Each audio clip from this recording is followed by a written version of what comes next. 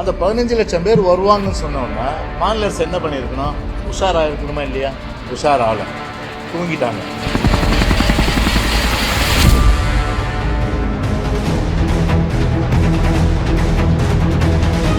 பதினொன்று டு 1 மணி நினைக்கிறேன் அந்த ஷோ.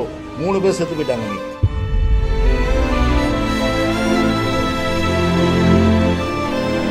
எந்த அளவுக்கு இந்த ரயில்வே ஸ்டேஷன்ல வந்து மக்கள் கூட்டங்கள் நிரம்பி வழிந்து கிட்டத்தட்ட ஒரு 7 கிலோமீட்டர் 5 கிலோமீட்டர் நடந்து வெயிலில் வந்து கஷ்டப்பட்டு டாச்சி சபிச்சுட்டு போனாங்க. ஒட்டுமொத்தமாக 15 லட்சம் பேர் வரணும் போது அவங்களுக்கு போதிய ஏற்பாடுகள் செய்ய வேண்டியது யாருடைய பொறுப்பு?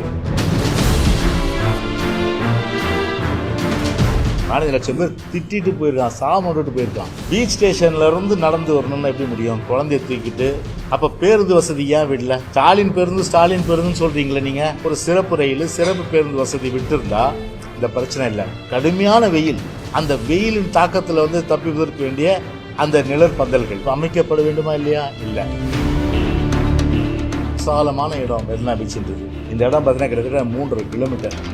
இந்த 3.5 கிலோமீட்டர்ல ஒரு ஷாமியானா போகிறதுக்கு எவ்வளோ செலவாகும்? ஒரு 100 கோடி செலவு பண்ணுங்களேன்.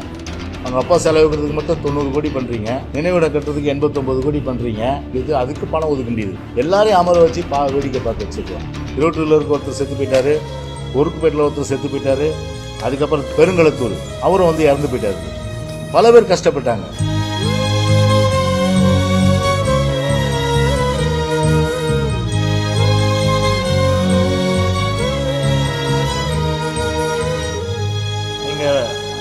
பார்த்துருப்பீங்க. அதாவது இந்திய விமானப்படையினுடைய சாகசங்கள். இந்த இந்திய விமானப்படை சாகசங்கள் சொல்லும்போது சென்னையை பொறுத்தவரை இது பெரிய வரப்பிரசாதம். ஏன்னா ஒரு பெரிய அளவுக்கு உயிரை பணயம் வைத்து, அதுவும் போர்க்காலங்களில், அதுவும் நாட்டை காப்பாற்ற வேண்டும், நமக்கெல்லாம் பாதுகாப்பு கொடுக்க வேண்டும் என்ற வகையில் ஒரு பாதுகாப்பு படையினுடைய, அதாவது மிலிட்ரி, அதாவது டிஃபென்ஸ், அதே போல ஆர்மி, நேவி, ஏர்ஃபோர்ஸ், இதனுடைய பங்கு என்பது ஒரு அளவிட முடியாத ஒரு பாராட்டுதற்குரிய ஒரு விண்ணளவு கூட பாராட்டலாம். அந்த அளவுக்கு வந்து ஒரு பெரிய அளவுக்கு பாராட்டுறதுக்குரிய ஒரு விஷயம்.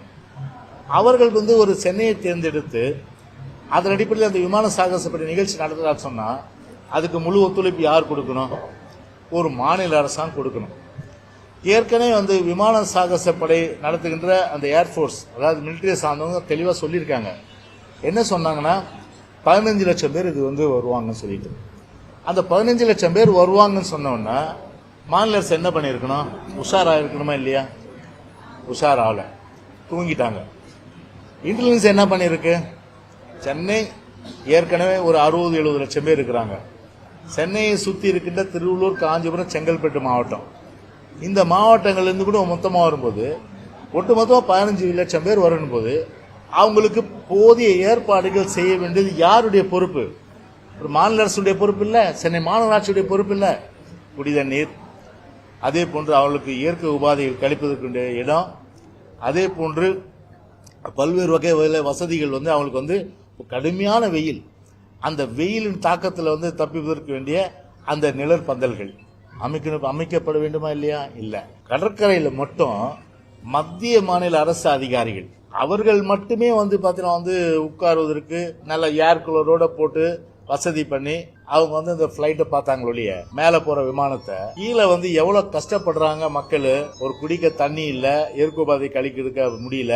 அது மட்டும் இல்ல, நெடுந்தூரம் வந்து நடந்து வருகின்ற ஒரு நிலைமை வந்து அவங்களுக்கு வந்து ஏற்பட்டிருக்கு. அதாவது கிட்டத்தட்ட பாத்தீங்கன்னா ஒரு 11 டு 1 மணி நினைக்கிறேன் அந்த ஷோ.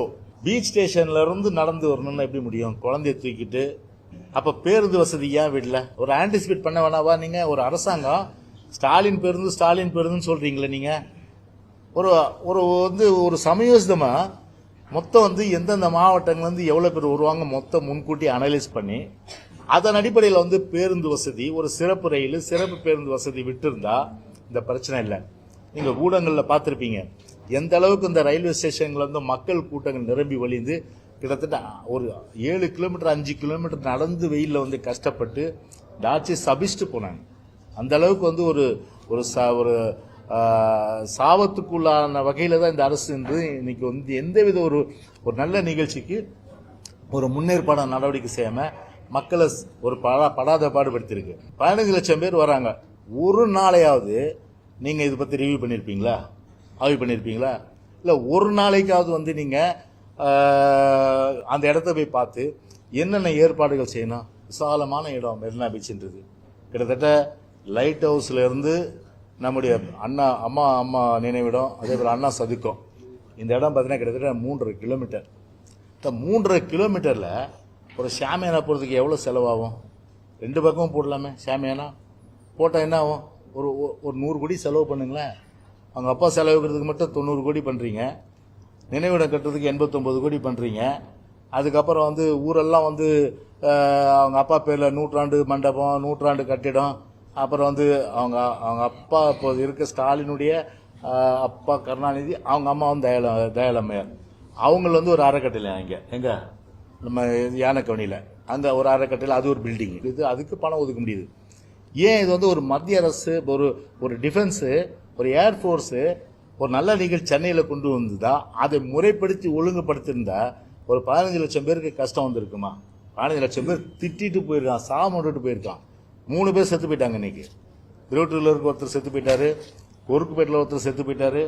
அதுக்கப்புறம் தென் சென்னையில் நினைக்கிறேன் அவர் ஒருத்தர் பெருங்களத்தூர், அவரும் வந்து இறந்து போயிட்டாரு. பல பேர் கஷ்டப்பட்டாங்க, குடிக்க தண்ணி கிடையாது. அந்த அளவுக்கு ஒரு சேர்ஸை போட்டு அழகா ஷாமியானா போட்டு அப்படியே அந்த பிளாட்ஃபார்ம் ஓரமே போடலாம். ஒரு 10 அடிக்கு போட்டோம்னா என்ன, அது எந்த வண்டியும் வரல. வண்டி வராத போக்குவரத்து இல்லாத பட்சத்தில் மக்கள் மட்டுமே நம்ம வர சூழ்நிலை, எல்லாரையும் அமர வச்சு வேடிக்கை பார்க்க வச்சுக்கலாம்.